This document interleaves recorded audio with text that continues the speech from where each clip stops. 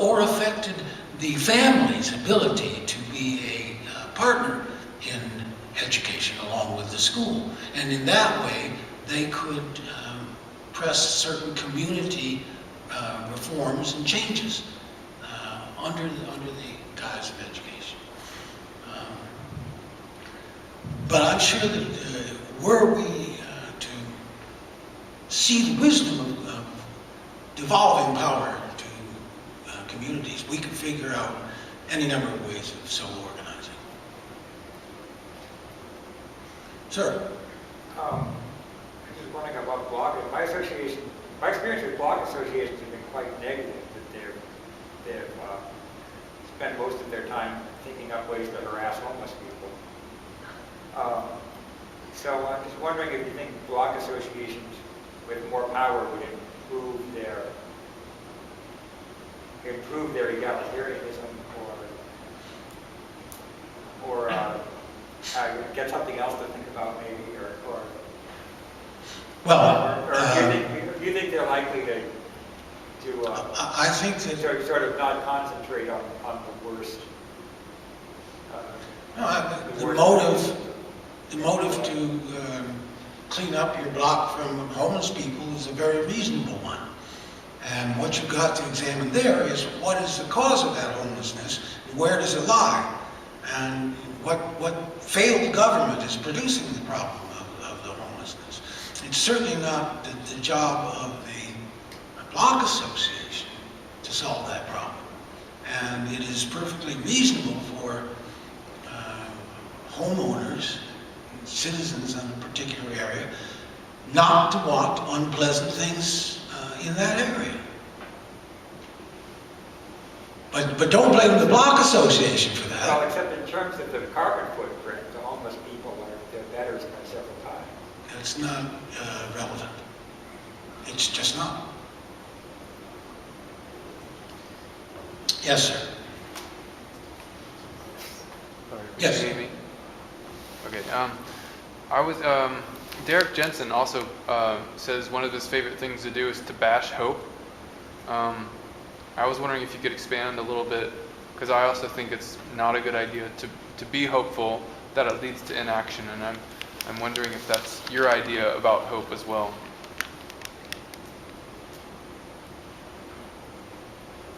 Well, hope tends to lead to inaction. That's true. But it tends to be pie in the sky sort of stuff. And this is a thing that churches can promise you. So you don't have to do anything about it. It will happen.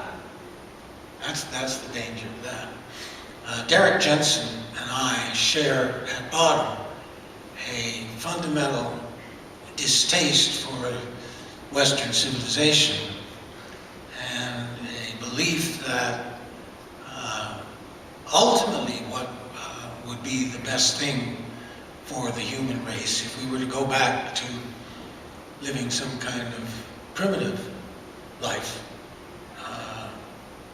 in which at far fewer numbers we led a tribal existence living lightly on the land. And I don't think that he has read my recent book, but in it I tried to show that it was not until we became hunters at approximately 70,000 years ago that we began to have a hostile and dominant view of nature. Until then, living as primitives, we were integrated within nature. And that seems to me an ideal that we could at least try to get back to. And it well may happen if this coming disaster is not simply the collapse of the empire, but a true collapse of Western civilization, as I think it is likely to lead to, that the sooner we thought about getting back to a primitive tribal existence, the better we would be for it. starting to get to where the area of my question. First of all, I think this is a wonderful vision. I love it. It's great. But the fact is, we can't secede from, say, the damage that China, or even our own country, but probably a bigger culprit right now is China and other developing nations are doing to the environment. We can't secede from that. So it seems to me like bioregionalism, as you put it forth tonight, as secession, can only work if it happens on a global scale and fairly simultaneously. I mean, how do you address that? Am I making sense? I think so, but I don't think it's China's pollution that we have to worry about. We could say that the coal-fired plants of the Ohio Valley are a problem for the people of the Hudson Valley. And the acid rain that they produce is killing certain ponds and lakes in the Hudson Valley area. And certainly a federal amalgam of that problem and similar ones has not solved it, has it? No, it hasn't.